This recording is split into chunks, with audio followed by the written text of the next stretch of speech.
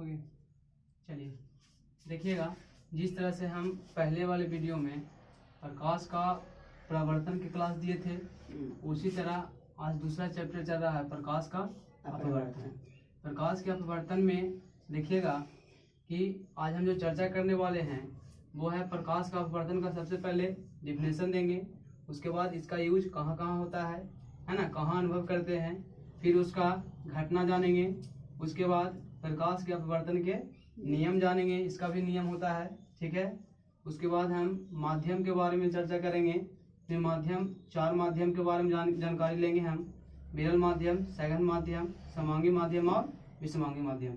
और चौथा टॉपिक आज बात करने वाले हैं किसका, प्रकीर्णन का, ठीक है।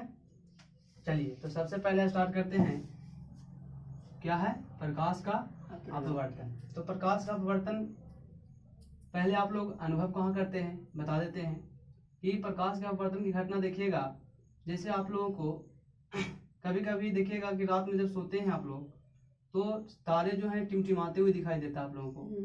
कभी तारा का जो प्रकाश है ज्यादा दिखाई देता है तो कभी कम दिखाई देता है, ठीक है। ये घटना जो आपको दिखाई दे रहा है, यही घटना को कहते हैं अपवर्तन। क्या कहते हैं? अपवर्तन। अर्थात यहाँ जो हो रही है वो माध्यम में कह रहा है कि अपवर्तन की घटना जो होती है, कहती है कि एक माध्यम मान लेते हैं, पहला माध्यम ऊपर है, ठीक है, और दूसरा माध्यम क्या है, नीचे है, ठीक है। तो कहता है एक माध्यम से जब दूसरे माध्यम में प्रकाश की किरण हम भेजेंगे तो कौन सी घटना होगी, अपवर्तन घटना होगी, ठीक है। या दूसरे माध्यम से पहले माध्यम में प्रकाश की घटना जब प्रवेश करती है या भेजते हैं तो जो घटना आपको दिखाई देगा वह घटना कौन सी कहलाएगी, प्रकाश का अपवर्तन कहलाएगी। यानी याद रखिएगा कि प्रकाश के अपवर्तन का डिफिनेशन जो होगा क्या होगा, तो कहता है कि जब प्रकाश की किरण जब प्रकाश की किरण एक माध्यम से दूसरे माध्यम में क्या करेगी, प्रवेश करेगी, एंट्री करेगी, ठीक है। तो कहता है कि वह अपने पथ से जो होता है ना, अपना मूल पथ से क्या हो जाती है, विचलित हो जाती है। क्या हो जाती है, विचलित हो जाती है ना। या इसको बोल सकते हैं क्या हो जाती है, मुड़ जाती है। क्या हो जाती है, मुड़ जाती है। तो यही मुड़ने की घटना को ही क्या कहते हैं, प्रकाश का अपवर्तन। प्रकाश का अपवर्तन देखिएगा, यह कहता है कि मूल अवस्था से अलग दिखाई देना।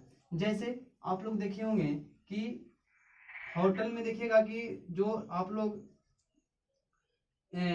जो रसगुल्ला दिखाई देता है, रसगुल्ला देखिएगा कि जब उसको कांच की बर्तन में जब रखा हुआ रहेगा तो देखिएगा कि वो रसगुल्ला मूल अवस्था से अलग दिखाई देता है। अर्थात का मतलब है कि जो रसगुल्ला आपको बड़ा दिखाई देता है वो वास्तव में बड़ा नहीं होता है ना, वास्तव में बड़ा नहीं होता है, क्योंकि वहाँ जो है दो माध्यमों के बीच क्या हो रही है, प्रकाश की अपवर्तन हो रही है, जिससे वो रसगुल्ला वास्तव में है छोटा लेकिन आपको बाहर से प्रतीत होता है क्या, बड़ा, ठीक है। समझ रहे हैं, यह है छोटा लेकिन दिखाई दे रहा है क्या, बड़ा, जिससे आप लोग है ना कहते हैं कि उस होटल का रसगुल्ला जो है क्या है, बड़ा है, लेकिन वास्तव में बड़ा नहीं होती है। दूसरा कंडीशन आप देखिएगा कि जैसे आप लोग कि कोई बाल्टी है और बाल्टी में है ना, कोई बाल्टी है, इसमें पानी भरी हुई है, ठीक है।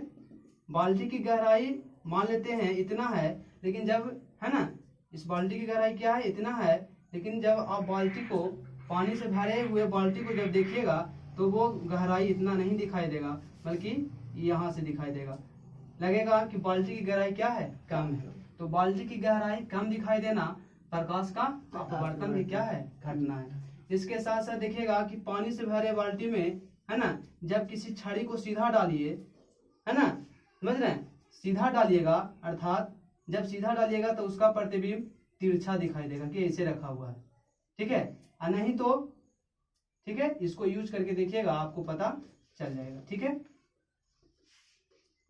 उसके बाद फिर देखिएगा कि प्रकाश के अपवर्तन की घटना, जैसे आप लोग देखिएगा कि तलाई में मछली जो होती है वो मछली वायदे में मानते हैं कि मछली यहाँ है ना, लेकिन वास्तव में मछली यहाँ नहीं रहती है, कहीं और रहती है, ठीक है।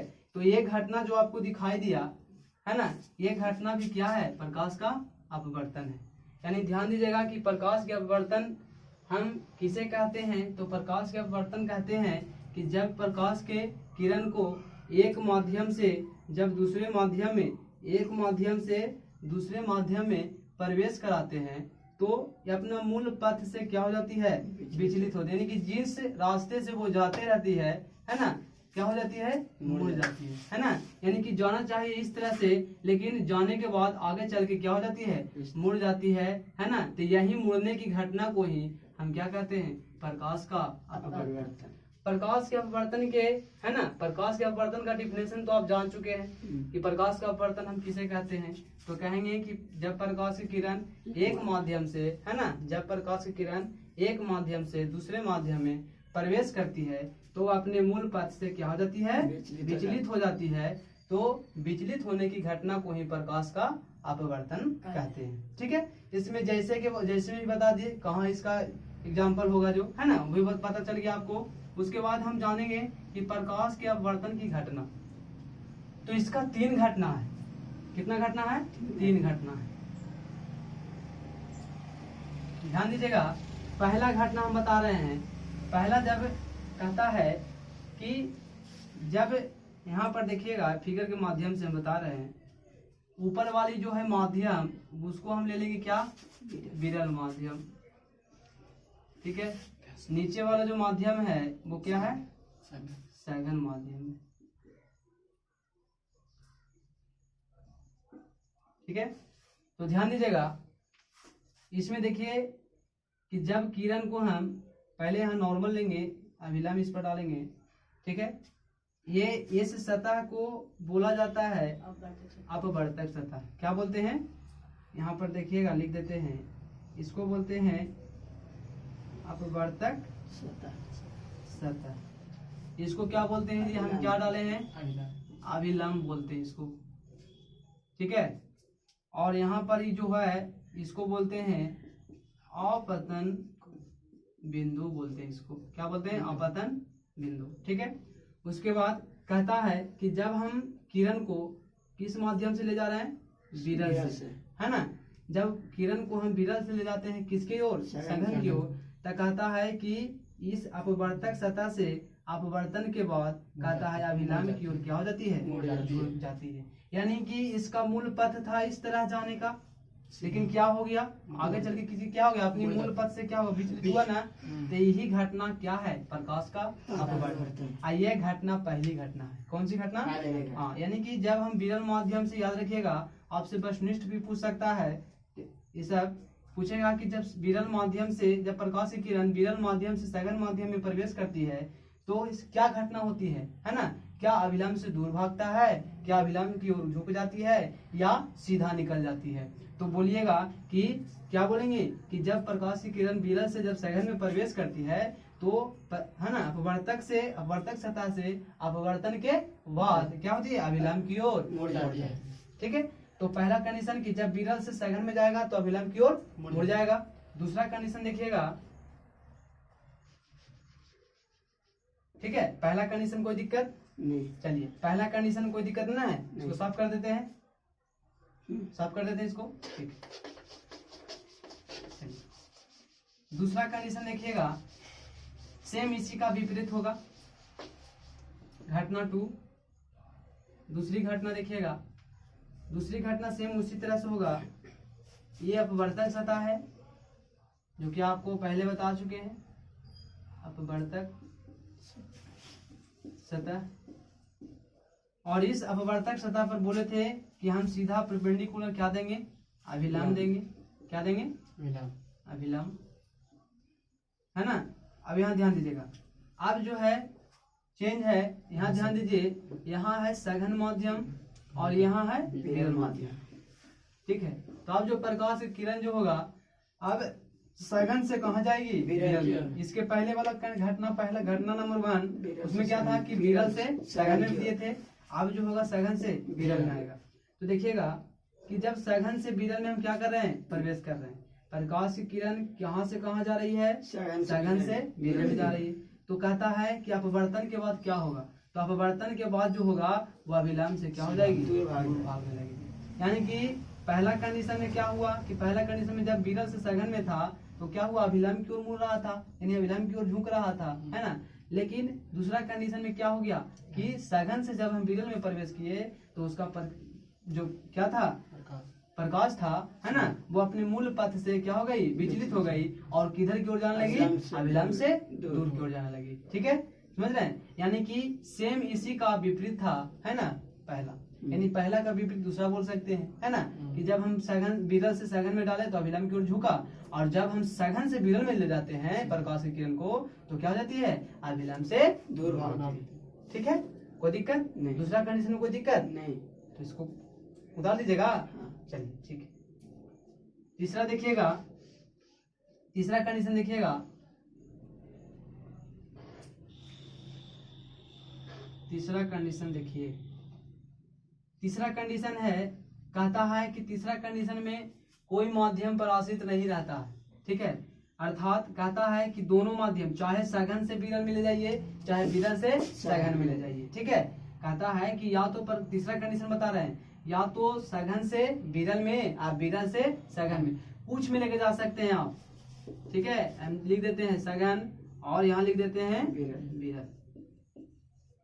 ठीक है, सघन से विरल में या विरल से सघन में, दोनों कंडीशन में, है ना, ये नियम तीसरा कंडीशन क्या करेगी, फॉलो करेगी। ठीक है, चलिए देखिएगा, कहता है कि जब प्रकाश की किरण, ये कौन सतह है बुआ, अपवर्तक सतह, अपवर्तक सतह, ये कंडीशन नंबर 3 है, अपवर्तक सतह है। ठीक है, कहता है कि जब अपवर्तक सतह पर कोई माध्यम कहे ना कि चाहे तो सघन से विरल में जाइए चाहे विरल से सघन में जाइए। ठीक है, कहता है कि जब अपवर्तक सतह पर प्रकाश की किरण को, है ना, किसके, अपवर्तक सतह के क्या डालते हैं, लंबवत डालते हैं। क्या डालते हैं, लंबवत, यानी कि यह जो प्रकाश है ना, वो कैसे जा रही है, लंबवत जा रही है। कहाँ पर, अपवर्तक सतह पर। तो कहता है कि बिना मुड़े, याद है, बिना मुड़े कहाँ करती है, सीधे निकल जाती है, सीधे निकल जाती है। ठीक है, यानी कि कहता है कि जब अपवर्तक सतह पर जब हम प्रकाश की किरण को सीधा डालेंगे, है ना, सीधा का मतलब कि अपवर्तक सतह के लंबवत, अपवर्तक सतह के लंबवत जब डालेंगे तो वो प्रकाश की किरण मुड़ेगी नहीं बल्कि सीधा निकल जाएगी। ठीक है, और यही घटना कौन है, घटना नंबर तीसरा। ठीक है, सभी को लिखवाएंगे, एक एक पॉइंट हम नोट करवाएंगे। ठीक है, चलिए अगला, अब हम घटना के बारे में जान गए, है ना। प्रकाश के पहले जाने प्रकाश का अपवर्तन क्या है, अपवर्तन की 3 घटनाएं बताएं। पहला घटना विरल से सघन में जब प्रकाश की किरण जाएगी, है ना, तो क्या होगी, अभिलंब की ओर मुड़ेगी, है ना। दूसरा कंडीशन बताए, दूसरा घटना था क्या कि जब हम सघन से विरल में प्रकाश की किरण को भेजते हैं तो अभिलंब से दूर भागती है। और तीसरा कंडीशन बोले थे कि बिना कोई माध्यम पर आश्रित नहीं रहता है, अर्थात जब हम अपवर्तक सतह के, है ना, लंबवत प्रकाश को भेजते हैं तो वो बिना पार किए, है ना, बिना मुड़े क्या करती है, सीधा पार कर जाती है। ठीक है, चलिए उसके बाद हम जानेंगे अपवर्तन के नियम, अपवर्तन के नियम। अपवर्तन के नियम पहले हम यहाँ ध्यान दीजिएगा, फिगर पारेंगे, इस फिगर को देखिएगा,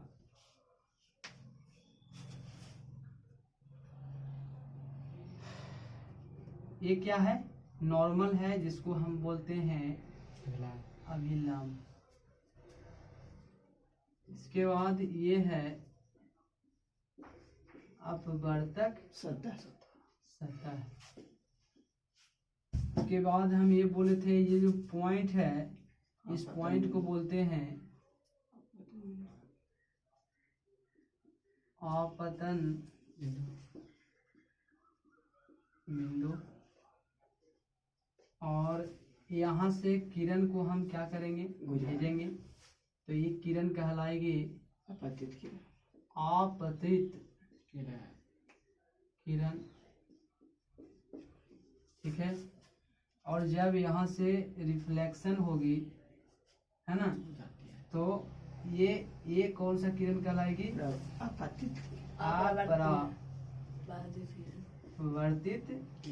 किरण। ठीक है, ये आपको आपतित किरण और अभिलंब के बीच जो एंगल बनेगी आई होगी। और कहता है अभिलंब और अपरावर्तित किरण के बीच जो एंगल बनेगी वो क्या होगी, आर होगी। ठीक है, यानी कि इसको बोलेंगे आपतन कोण, आपतन कोण, और इसको बोलेंगे अपरावर्तन कोण। ठीक है, चलिए तो इसमें थोड़ा सा ध्यान दीजिएगा, इसमें कुछ अलग से शब्द हैं, उसका डिफिनेशन जान लेंगे। ठीक है, तो सबसे पहले हम ये जानेंगे कि ये क्या है, अपवर्तक सतह। तो अपवर्तक सतह किसे कहते हैं? तो अपवर्तक सतह जो है, देखिएगा, अपवर्तक सतह का काम होता है दो माध्यमों को अलग करना, है ना। देखिएगा कि दो माध्यमों को अलग करने का काम कौन कर रहा है, तो अपवर्तक सतह कर रहा है। हम इसके पहले 3 घटना बताए थे, उसमें था पहला विरल था, दूसरा सघन, और विरल और सघन के बीचों बीच कौन था, तो अपवर्तक सतह।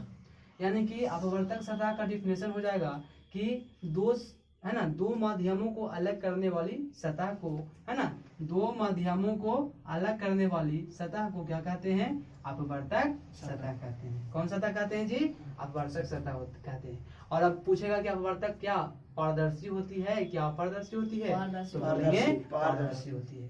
पारदर्शी होती है तभी ना प्रकाश हुई, है ना। तो बोलेंगे कि अपवर्तक सतह का डिफिनेशन बताइए, अपवर्तक सतह क्या है, तो बोलेंगे कि दो माध्यमों को अलग करने वाली सतह को अपवर्तक सतह कहते हैं। ठीक है, उसके बाद जानिएगा कि आपतित किरण क्या है। ठीक है, तो आपतित किरण क्या है, तो कहेंगे आपतित किरण किसको कहते हैं, तो कहता है कि अपवर्तक सतह पर, कौन सतह पर, अपवर्तक सतह पर आने वाली किरणें को, है ना, आने वाली किरण को क्या कहते हैं, आपतित किरण कहते हैं। कौन सा किरण कहते हैं, आपतित किरण कहते हैं। और कहता है कि है ना, अपवर्तक सतह से जाने वाली, है ना, या गुजरने वाली किरण को, है ना, अपवर्तक सतह से गुजरने वाली किरण को कौन सा किरण कहते हैं जी, अपरावर्तित किरण कहते हैं, यानी अपवर्तित किरण कहते हैं। ठीक है, उसके बाद ध्यान दीजिएगा कि आपतन बिंदु किसे कहते हैं, तो कहते हैं अपवर्तक सतह का वह बिंदु, कौन बिंदु, अपवर्तक सतह का वह बिंदु जिस पर आपतित किरण क्या होती है, मिलती है, पड़ती है ना। अपवर्तित किरण क्या होती है, आपतित किरण क्या होती है, मिलती है, उसे हम कौन सा बिंदु कहेंगे जी, आपतन बिंदु कहते हैं। ठीक है, उसके बाद तीसरा डिफिनेशन देखिएगा, है ना। आप या विलंब का डिफिनेशन तो इसमें भी परिवर्तन में भी जानते थे कि, है ना, परिवर्तक सतह के, है ना, है ना, परिवर्तक सतह के डाले गए लंब को क्या कहते हैं, अभिलंब कहते हैं।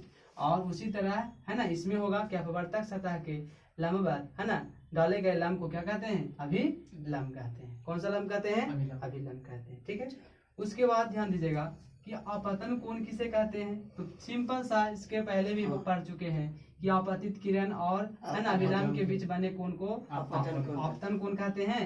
लेकिन अब यहाँ क्या है, आपतन कोण, तब बोलेंगे आपतित किरण और अभिलंब के बीच बने कोण को क्या कहते हैं, आपतन कोण कहते हैं। ठीक है, चलिए उसके बाद दूसरा देखिएगा कि, फिर देखिएगा कि कुछ बोलता है अपरावर्तन कोण का डिफिनेशन क्या होगा, तो कहते हैं कि अभिलंब और अपरावर्तित किरण, अभिलंब और अपरावर्तित किरण के बीच जो झुकाव होती है, उस झुकाव को कौन सा कोण कहते हैं, तो अपरावर्तन कोण कहते हैं। ठीक है, अपरावर्तन कोण कहते हैं। कोई दिक्कत, तो ये छोटा सा डिफिनेशन था, ये डिफिनेशन को सब याद कर लीजिएगा। ठीक है, और सभी डिफिनेशन को हम लिखवाएंगे, इसे सबको नोट करवाएंगे। सबसे पहले हम पढ़ाएंगे, उसके बाद हम इस सबको नोट कराएंगे। ठीक है, चलिए, तो इसको आप साफ कर रहे हैं।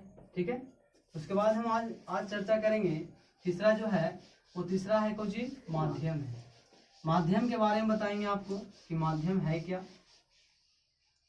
तो आप जानते हैं कि माध्यम जो है, ये माध्यम जो है, माध्यम किसे कहते हैं, तो जिसके माध्यम से प्रकाश एक स्थान से दूसरे स्थान जाती है ना, या प्रकाश एक स्थान से दूसरे स्थान जा, जिस माध्यम, जिस पथ के अनुसार, है ना, जिसके अनुसार जाती है, उसे हम क्या कहते हैं, माध्यम कहते हैं। क्या कहते हैं, माध्यम।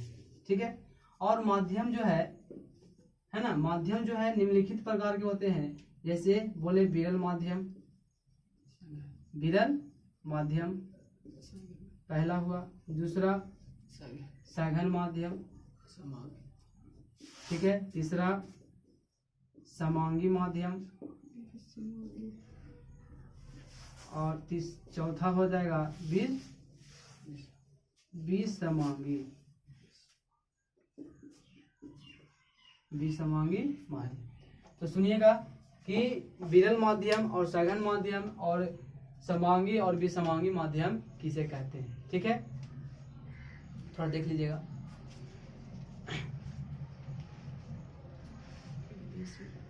ठीक है, देखिएगा कि विरल माध्यम किसे कहते हैं।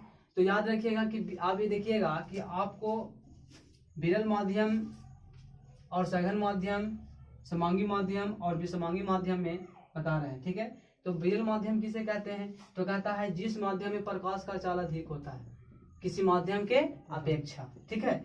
जैसे किसी माध्यम के अपेक्षा के मतलब कि मानते हैं माध्यम 1 और माध्यम 2, माध्यम 1 और 2 में देखिएगा कि अगर हम इसको विरल कब कहेंगे, विरल माध्यम इसको कब कहेंगे, ये विरल है, ये सघन है, क्या है जी, विरल और सघन। तो इसको विरल इसको सघन कब कहेंगे, जब इसका चाल क्या हो, ज्यादा हो, अधिक हो, किसकी अपेक्षा, तो माध्यम 2 के अपेक्षा, है ना, माध्यम 2 के अपेक्षा 1 का चाल क्या है, अधिक है, तो वे माध्यम कौन माध्यम कहलाएगी, विरल माध्यम। और है ना, ये इसके अपेक्षा क्या है, कम है, 2 माध्यम जो है इसका चाल क्या है, कम है, किसके अपेक्षा, 1 के अपेक्षा, है ना, 1 के अपेक्षा दूसरा क्या है, कम है, तो ये कहला जाएगी सघन माध्यम, ठीक है। यानी कि याद रखिएगा कि जिस माध्यम में प्रकाश की चाल किसी माध्यम के अपेक्षा क्या होती है, अधिक होती है ना, उस माध्यम को विरल माध्यम कहते हैं, ठीक है, ठीक है। उसके बाद सघन माध्यम, जैसे में आप हवा है, हवा हो जाएगा विरल माध्यम, किसके अपेक्षा, पानी के अपेक्षा, पानी के अपेक्षा हवा कौन माध्यम है, विरल माध्यम है ना। और फिर कहता है पानी और कांच के अपेक्षा, किसके अपेक्षा, पानी और कांच के अपेक्षा, तो पानी हो जाएगी विरल और कांच हो जाएगी सघन, ठीक है। तो कांच के अपेक्षा पानी विरल है, ठीक है, कांच के अपेक्षा पानी क्या है, विरल है, और पानी के अपेक्षा हवा क्या है, विरल है ना, समझ रहे हैं, हाँ। समझ में आ रहा है, यानी पानी के अपेक्षा हवा कौन सी माध्यम हो जाएगी, विरल माध्यम हो जाएगी, और कांच के अपेक्षा पानी जब पूछेगा तो वो क्या हो जाएगी, विरल हो जाएगी। दोनों में विरल है क्योंकि इसमें पानी का चाल अधिक है और कांच का चाल कम है, तो ये विरल हो जाएगी, सघन हो जाएगी, ठीक है। हवा और पानी में हवा की चाल अधिक है और पानी का चाल कम है, चलते क्या हो जाएगी, हवा विरल हो जाएगी और पानी क्या हो जाएगी, सघन। यानी कि इससे आपको पता चला है कि विरल कब होगा, जब उसका चाल अधिक होगा, है ना, और सघन कब होगा, उसका चाल कम होगा। यानी याद रखिएगा कि जिस माध्यम में प्रकाश की चाल किसी माध्यम की अपेक्षा कम हो, है ना, जिस माध्यम में प्रकाश की चाल किसी माध्यम की अपेक्षा क्या हो, कम हो, तो उसे हम सघन माध्यम कहेंगे, है ना। और जिसे, है ना, जिस माध्यम में प्रकाश की चाल किसी माध्यम की अपेक्षा अधिक हो, तो उसे कौन सा माध्यम कहेंगे, विरल माध्यम कहेंगे। सघन माध्यम इसे बता ही दिए एग्जाम्पल में, है ना, विरल, सघन और विरल दोनों की एग्जाम्पल दे ही दिया आपको कि ये हवा हो गया पानी की अपेक्षा विरल, है ना, और कुछ हो जाएगा, पानी हो जाएगा कांच की अपेक्षा विरल, है ना, और कांच पानी की अपेक्षा सघन है, हवा पानी की अपेक्षा सघन है, हवा तो विरल है लेकिन पानी क्या है, सघन है ना। चलिए उसके बाद यहाँ ध्यान दीजिएगा, सघन और विरल तो हो गया। समांगी माध्यम तो कहता है जिस माध्यम में सभी भागों का रचना एवं गुण समान हो, यानी मान लेते हैं कि यह इतना माध्यम है और ये माध्यम में कहता है कि सभी भागों का, यानी कि जहां पर प्रकाश भेजे, है ना, वहां पर, है ना, उसका गुण क्या हो, समान हो, तो उसे कहते हैं समांगी माध्यम। जैसे आप लोग देखे होंगे शुद्ध जल में प्रकाश को जब प्रवाहित कीजिएगा तो सभी भागों से जितना रिफ्लेक्शन होता है उतना ही रिफ्लेक्शन सभी भागों में होती है, ठीक है, शुद्ध जल में, क्योंकि शुद्ध जल में सिर्फ पानी का ही कण होती है ना। लेकिन उसको हम क्या बोल दिए, कौन सा माध्यम बोल दिए, समांगी। कौन माध्यम बोल दिए, समांगी बोल दिए, ठीक है। यानी कि याद रखिएगा यानी कि याद रखिएगा कि जिस माध्यम में, है ना, या जिस माध्यम के सभी भागों का रचना एवं गुण, सभी भागों का, हम ना बोल रहे हैं सभी भागों का रचना एवं क्या गुण क्या होती है, समान होती है। क्या होती है, समान होती है, तो उसे हम समांगी माध्यम कहते हैं। जैसे हो गया आपको शुद्ध जल, कौन सा जल, शुद्ध जल हो गया, है ना। उसके बाद तुमको हो जाएगा शुद्ध हवा, है ना, मतलब कौन सी है, शुद्ध हवा भी कौन सी हो जाएगा, समांगी माध्यम होगा, हवा हो गया। उसके बाद फिर देखिएगा विषमांगी माध्यम। तो विषमांगी माध्यम किसे कहते हैं, तो सेम जैसे कि विरल का उल्टा था कौन, सघन, उसी तरह समांगी का उल्टा कौन होगा, विषमांगी। तब बोलेंगे समांगी माध्यम किसे कहते हैं, तो बोले सभी भागों का रचना गुण क्या होता है, समान होता है, उसे हम समांगी कहते हैं। लेकिन विषमांगी कब होगा, तो बोलेंगे कि जिस माध्यम के सभी भागों का रचना गुण क्या हो, असमान हो, क्या हो, असमान हो, है ना, तो उसे क्या कहते हैं, विषमांगी माध्यम। तो जैसे हो गया गंदा जल हो जाएगा, शुद्ध जल हुआ इसमें, तो उसमें गंदा जल हो जाएगा, गंदा हवा, धुआं हो जाएगा, है ना, ये सभी कौन सी माध्यम हो जाएगी, विषमांगी माध्यम। कोई दिक्कत नहीं ना। चलिए, तो आप थोड़ा सा लिख लीजिएगा और इतना जितना भी पढ़ाए हैं उसको लिख लीजिए। तो क्वेश्चन बनाइएगा कि प्रकाश के अपवर्तन से आप क्या समझते हैं, इनकी घटनाओं को लिखें। लिखिएगा कि प्रकाश के अपवर्तन से आप क्या समझते हैं, इनकी घटनाओं को लिखें। तो लिखिएगा कि जब प्रकाश की किरणें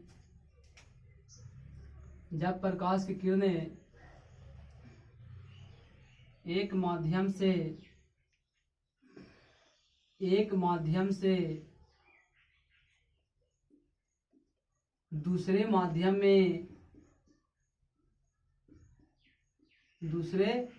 में प्रवेश करती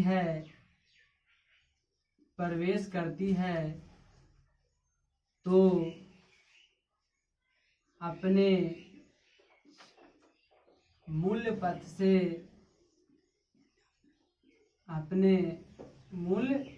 से विचलित हो जाती है, अर्थात मुड़ जाती है। तो मुड़ने की घटना प्रकाश का अपवर्तन कहलाता है। मुड़ने की घटना प्रकाश का अपवर्तन कहलाता है। जैसे तारे का टिमटिमाना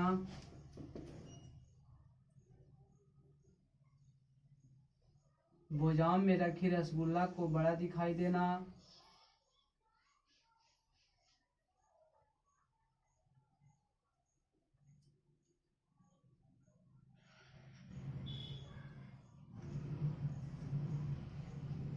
बाल्टी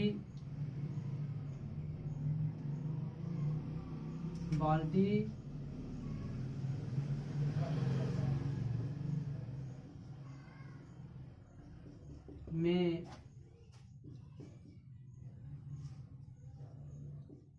भरी जल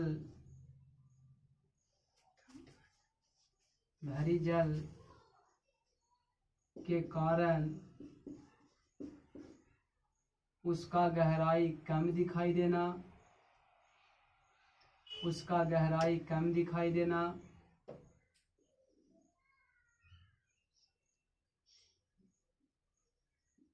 पानी से भरे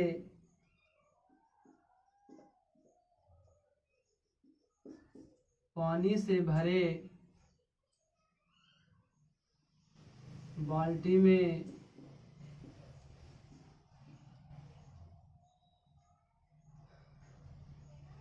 छड़ी को डालने पर तिरछी लिखिएगा, तिरछी छड़ी को डालने पर सीधा प्रतीत सीधा प्रतीत होना इत्यादि इत्यादि।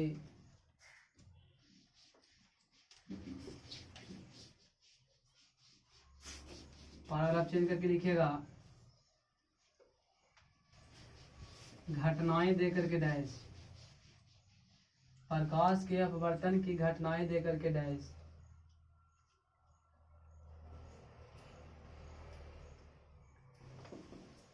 पहली घटना लिख कर डैश दीजिएगा। पहली लिखिएगा जब प्रकाश के किरण जब प्रकाश के किरण जब प्रकाश के किरण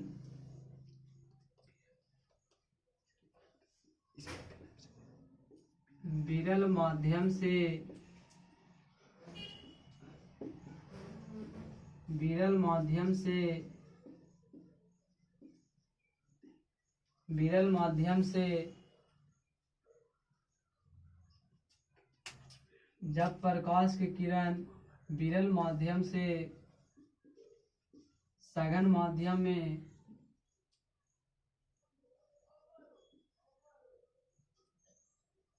विरल माध्यम से सघन माध्यम में प्रवेश करती है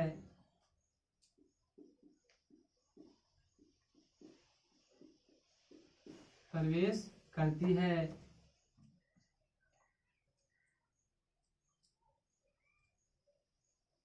तो अभिलंब की ओर मुड़ जाती है। तो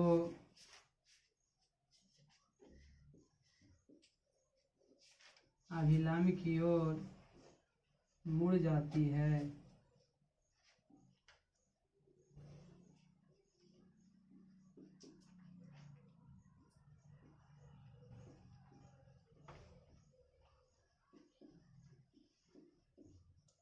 फिगर उतारिएगा।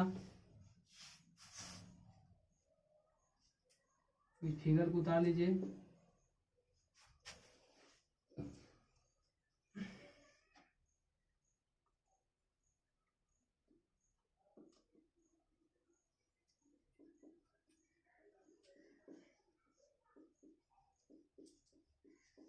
चलिए फिगर उतार लीजिएगा। चलिए दूसरा लिखिएगा। दूसरी घटना लिखिए कि जब प्रकाश की किरण को जब प्रकाश के किरण को जब प्रकाश की किरण को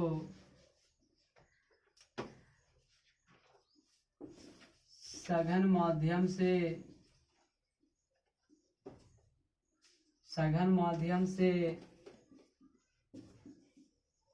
विरल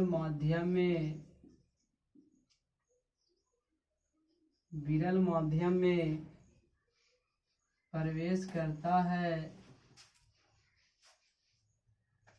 तो अभिलंब से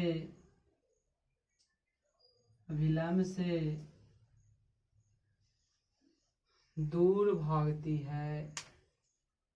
अभिलंब से दूर भागती है।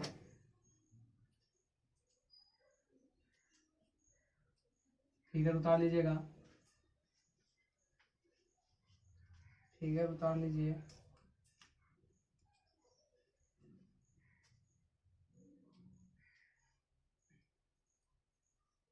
कंडीशन नंबर 3 लिखिएगा।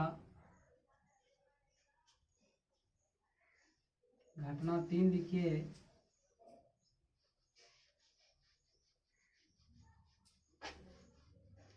घटना 3 लिखिएगा जब प्रकाश की किरण को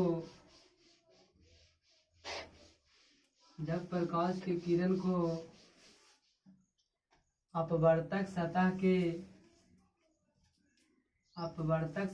के लंबवत गुजारी जाती है लंबवत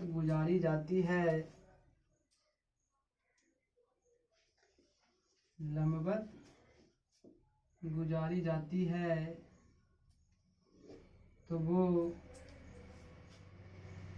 बिना मुड़े तो वो बिना मुड़े सीधा निकल जाती है, सीधा निकल जाती है।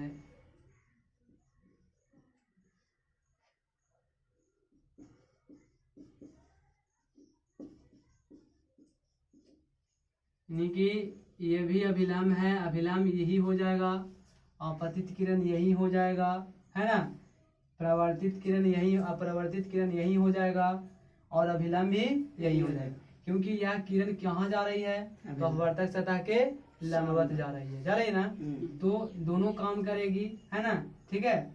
इसी कारण से, है ना, यह जो किरण है वो नहीं विचलित होती है ना, अपतन बिंदु के सीधा दम पड़ती है और सीधा निकल जाती है। तो यही कंडीशन 3 है ना, उतर गया होगा फिगर। चलिए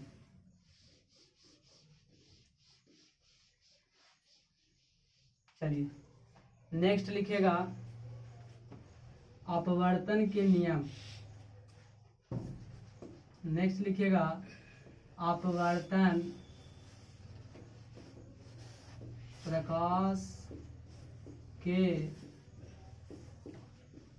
अपवर्तन के नियम देकर के डैश, प्रकाश के अपवर्तन के नियम देकर के डैश।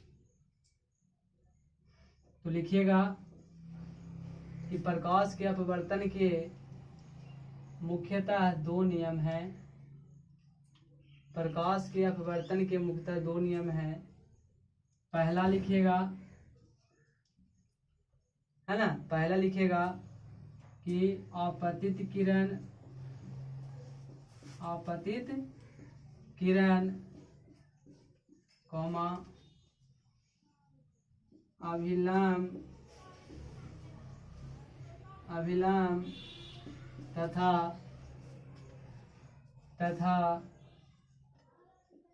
अपरावर्तित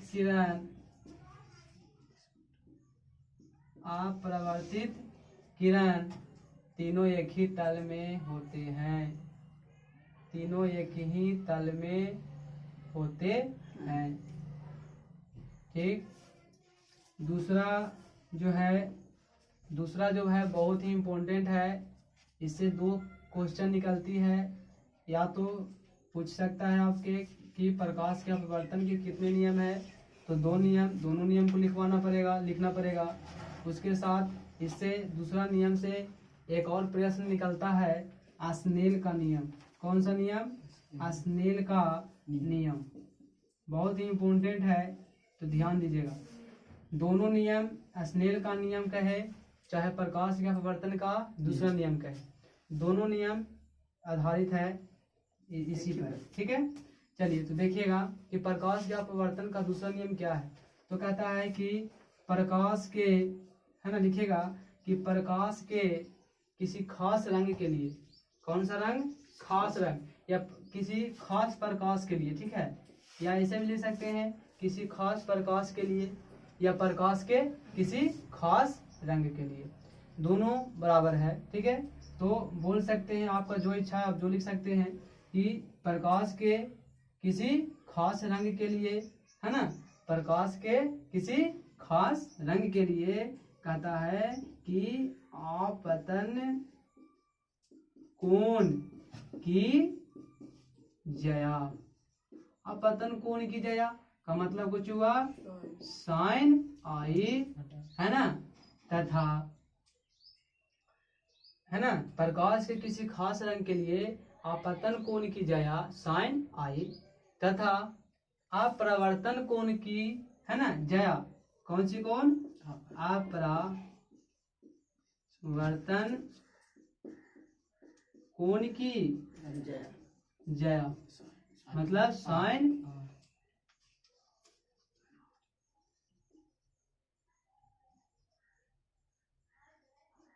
मतलब कि क्या, साइन आर, ठीक है, दिखता है, देखिए साइन आर, ठीक है। याद रखिएगा कि प्रकाश के किसी खास रंग के लिए आपतन कोण की जया साइन आई, है ना, तथा अपरावर्तन कोण की जगह साइन आर, है ना, का अनुपात क्या लिखेंगे, का अनुपात एक नियतांक होती है। एक क्या होती है, नियतांक होती है, नियतांक होती है। ठीक है, अर्थात लिखिएगा, अर्थात इसको कैसे लिख सकते हैं, तो अर्थात लिखाएगा साइन आई बटा साइन आर बराबर, इसको नियतांक बोलते हैं, तो नियतांक यहाँ क्या आएगी, म्यू आएगी। क्या आएगी, म्यू। इसको म्यू बोलते हैं, क्या बोलते हैं, म्यू। यानी बोल सकते हैं कि प्रकाश के किसी खास रंग के लिए आपतन कोण की जया, है ना, अपरावर्तन कोण की जया का अनुपात, ये अनुपात है ना जी, अनुपात क्या होती है, एक नियतांक होती है, जो इसे क्या कहते हैं, म्यू कहते हैं। क्या कहते हैं, म्यू। और इसी पर स्नेल का नियम आधारित है। ठीक है, इसी को स्नेल का नियम कहा गया। ठीक है, तो प्रकाश के दूसरा नियम को स्नेल का नियम भी कहते हैं। पूछेंगे कि बोलेगा कि प्रकाश के अपवर्तन के, है ना, दूसरे नियम को किस नियम के नाम से जाना जाता है, तो कौन सा बोलेंगे, स्नेल का नियम, है ना। इसका खोज किसने किए थे, स्नेल नामक वैज्ञानिक ने किया था। कौन किया था, स्नेल। इसी कारण से इसको स्नेल का नियम कहा गया। ठीक है, तो हम चाहते हैं कि आप लोग इसको नोट कर लिए होंगे। ठीक है, इसको मिटा देते हैं आप। ठीक है, चलिए, यानी दूसरा नियम बहुत ही इम्पोर्टेंट है बिहार बोर्ड के लिए, एनसीईआरटी का सबसे इम्पोर्टेंट क्वेश्चन है, तो 2 नंबर में आपको ये सब पूछ सकता है। ठीक है, चलिए, तो यानी याद रखिएगा कि प्रकाश के किसी खास रंग के लिए आपतन कोण की जया अपरावर्तन कोण की जया का अनुपात एक क्या होती है, नियतांक होती है। अर्थात साइन आई बटा साइन आर बराबर क्या होती है, म्यू होती है। चलिए अगले की ओर चलेंगे। अगला है माध्यम।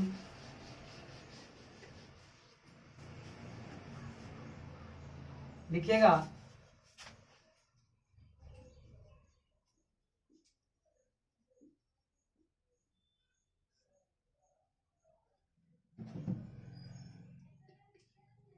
माध्यम देकर के डैश,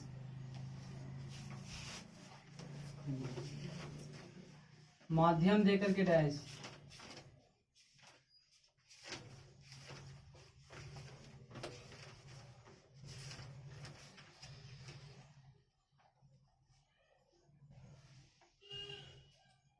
लिखिएगा प्रकाश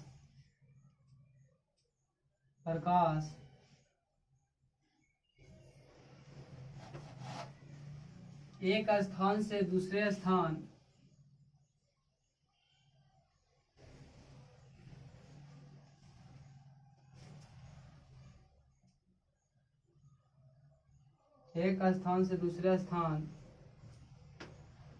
जिसके सहारे गमन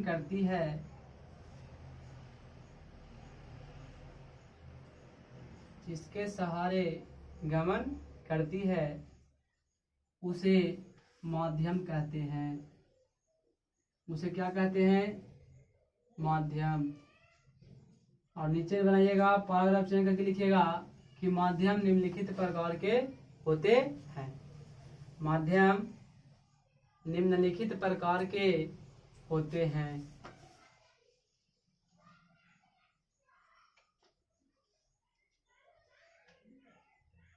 माध्यम निम्नलिखित प्रकार के होते हैं।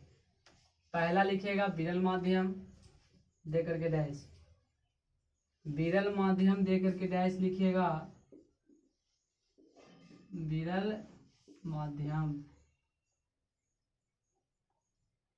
विरल माध्यम दे करके डैश लिखिएगा जिस माध्यम में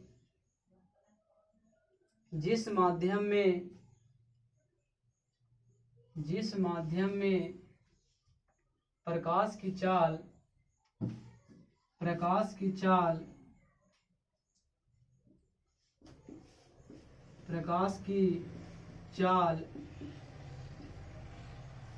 जिस माध्यम में प्रकाश की चाल किसी माध्यम की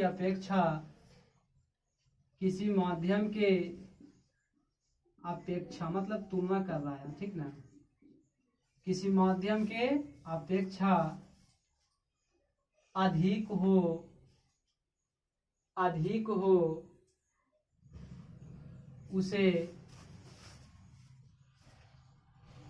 उसे विरल माध्यम कहते हैं। इसका एक डिफिनेशन और बताएंगे, 2 डिफिनेशन दिखाएंगे इसका। उसे विरल माध्यम कहते हैं।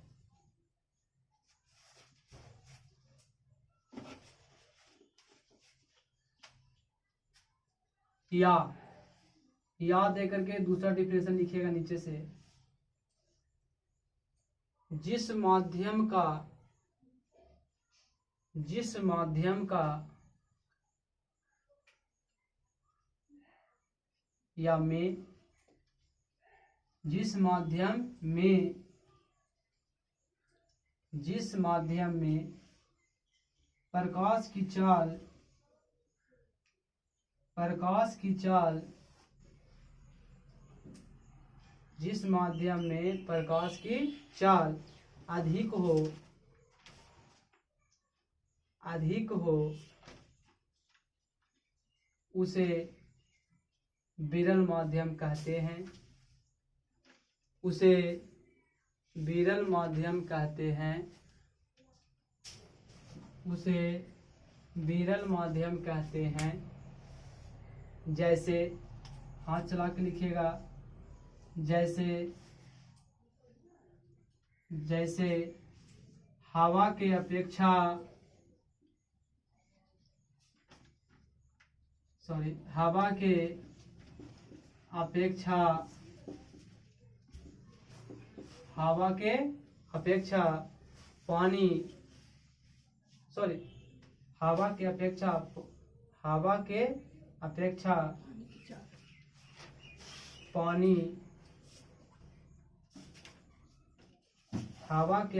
पानी की चाल कम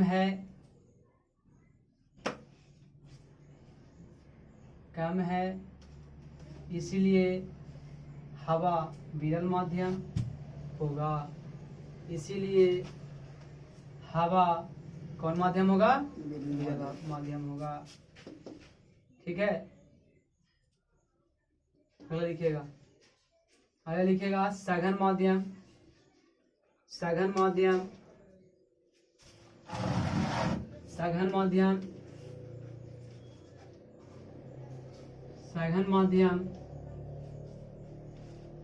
तो लिखिएगा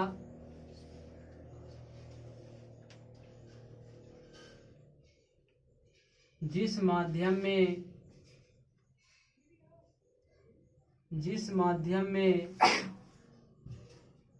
प्रकाश की चाल किसी माध्यम की अपेक्षा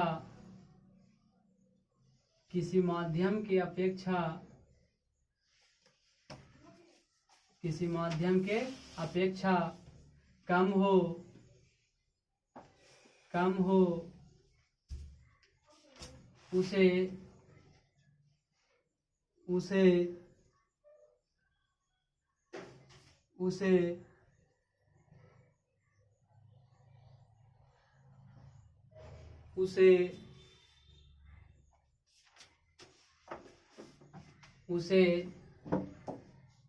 सघन माध्यम कहते हैं।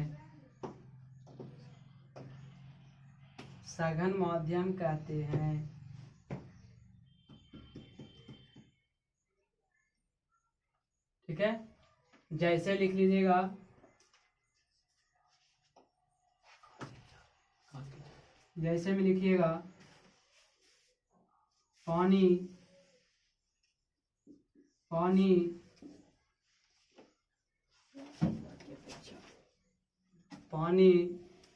हवा के अपेक्षा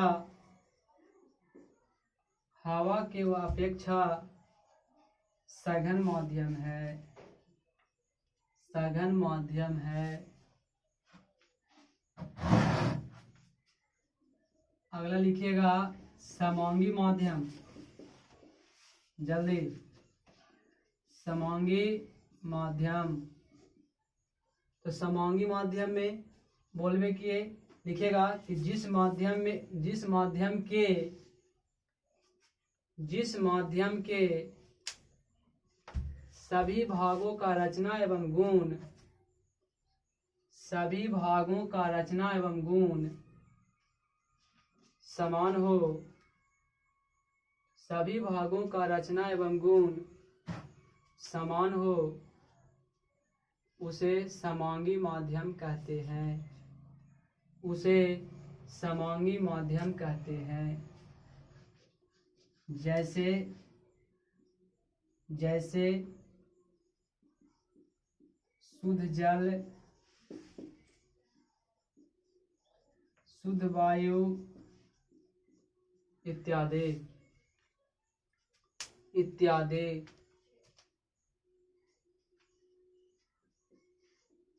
अगला विसमांगी माध्यम,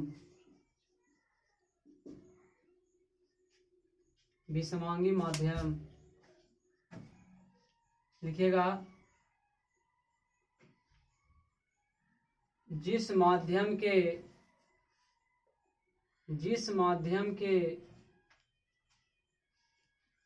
सभी भागों का रचना एवं गुण, सभी भागों का रचना एवं गुण असमान हो, उसे विसमांगी माध्यम कहते हैं। जैसे गंदा जल, है ना, धुआं हो जाएगा, धुआं भी हो जाएगा, हाँ, अशुद्ध हवा हो जाएगा इत्यादि इत्यादि। और आगे अगर आपको, है ना, कल इसके बाद जो आपको अपवर्तन का जो लेसन है वो कल वाले चैप्टर में कल वाले क्लास में समाप्त करेंगे, ठीक है। और आपसे यही उम्मीद है कि जितना भी आज हम लिखवाए हैं, पढ़ाए हैं, उसको क्या कर लें, रिवीजन कर लें, याद कर लें, ठीक है, ठीक है। और जो भी आपको दिक्कत होता है वो दिक्कत को अपने क्या करें, कमेंट में लिख दें, ठीक है। चलिए आज के लिए इतना ही, ठीक है, मिलते हैं अगला क्लास में।